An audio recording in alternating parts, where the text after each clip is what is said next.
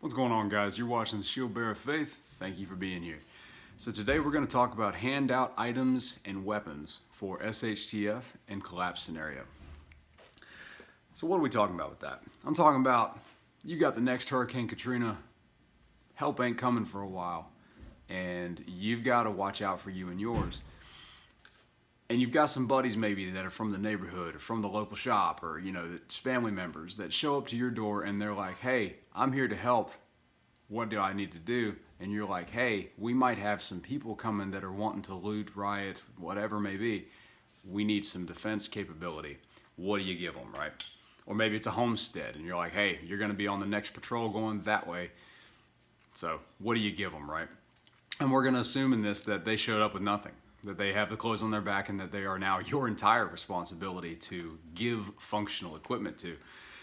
What could you give them? What's it going to cost you? Because that's going to be a big factor in this kind of conversation. Is we're talking about all the cost is on you, and whatever you hand them, you need to know that you may never get back. Let's say that you hand them, the $2,000 AR that you've got laying around, and awesome plate carrier and a bunch of ammo, and you send them on the next patrol, and they don't make it back. Well, then chances are those items are lost, right? So go on and know that you might as well be writing off all this stuff. So economical thought is why I'm bringing that up. To start with, what weapon would I say would be probably my first one to hand to somebody else if they showed up with nothing, right? And assuming they're a normal level person, like not the Green Beret, a shotgun. This one we've talked about before, an H&R partner pump. Big reason I'd hand this to them is it is very simplistic, and I can show somebody how it works fairly quickly, and it is reliable. I can also issue various load types, so if I needed to send them to some sort of other duty, like, hey, next time you see this rabbit in my backyard that I know shows up every morning, I need you to put some holes in it so that we can put it on the table. See what I'm saying? So this could be a fairly functional weapon for them. Also, you've got a lot of lethality, you have a lot of capability with this item alone. You could literally just hand this to them.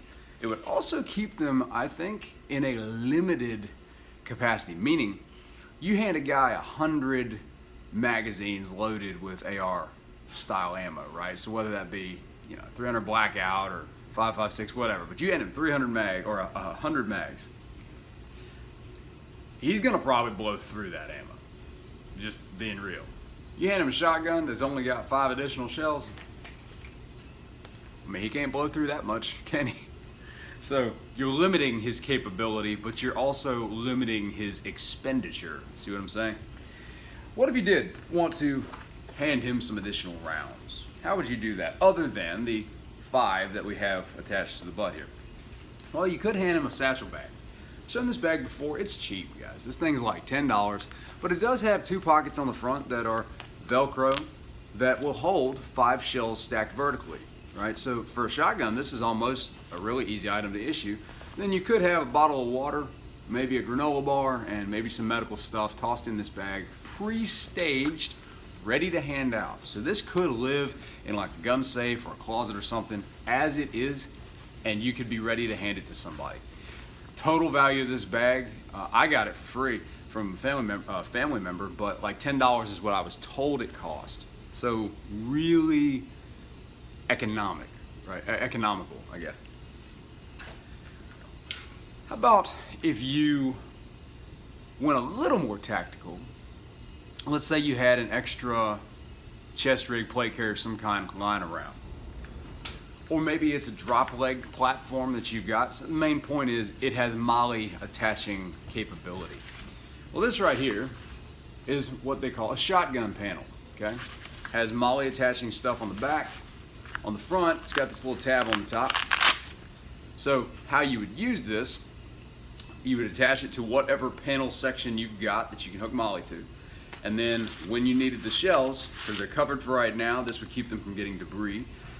Once you need the shells, pull that tab, let it drop free, and now you're able to run 16 additional shells, right?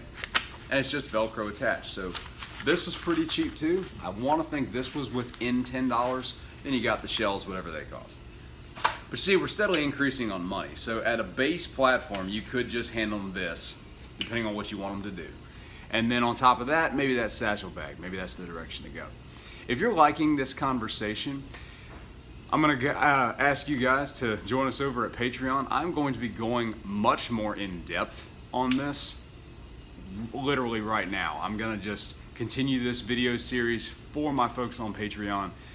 It is Patreon, I think, /Shieldbearer of Faith. I hope to see you over there. It's like $1, guys, a month. Either way, thank you for being here, and I'll see you later.